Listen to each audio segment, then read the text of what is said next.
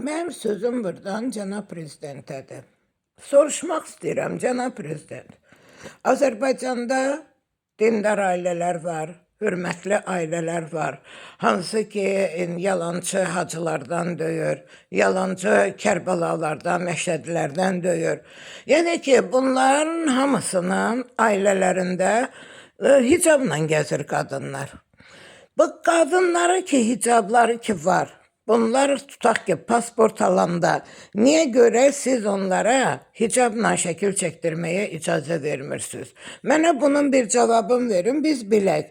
Çünki hicab dünyanın bütün ölkələrində, sənin bəyənmədiyin Fransada belə hicablı qadınlar hicabla çəkdirir. Çünki kömrükdən əsas nə lazımdır? Kömrükdə əsas onun gözləri lazımdır. Bir də ki, barmağının izləri lazımdır.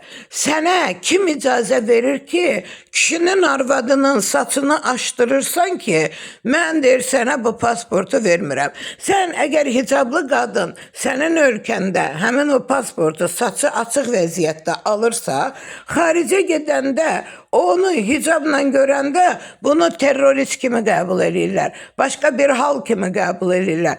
Olmaz ki, başqa dövlətlərdə olduğu kimi onlar necə xristianlığa hörmət eləyirsə, müsəlmançılığa necə hörmət eləyirsə, sən də elə hörmət elə.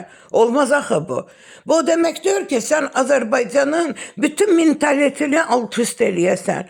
Sən yanında yəqin Allah şükürə baxırsan, deyirsən ki, mollalardan bir şey çıxmaz qardaş. Allah şükür 85-ci ildən elə böyrüzdədir. Onsuz Allah rəhmət eləsin, ölülər üz öləndə xristiyan qaydası ilə bastırılır sizlərin. Allah şükür elə yalandan gəlir, mırmır eləyir, çıxır gedir. Nərdaran kimi dindar bir kəndi siz elədiniz heç də. Onun yanında fahişəxanalar, nə bilim qumarxanalar açdırmağa icazə verdin. Və bunların hamısı sənin bu İslama qarşı etdiyin haqsızlıq deyil.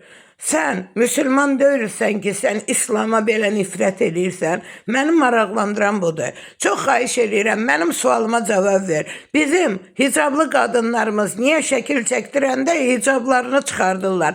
Niyə yad kişilər bunun saçını görməlidir? Azərbaycanda nə qədər ki lüt qadın var, hamısına icazə verirsən. Yolda getməklərinə, nə bilim televizorda çıxmaqlarına, gic-gic verilişlərdə iştirak eləməklərinə. Bari hicablı qadınlarımıza toxunma günə.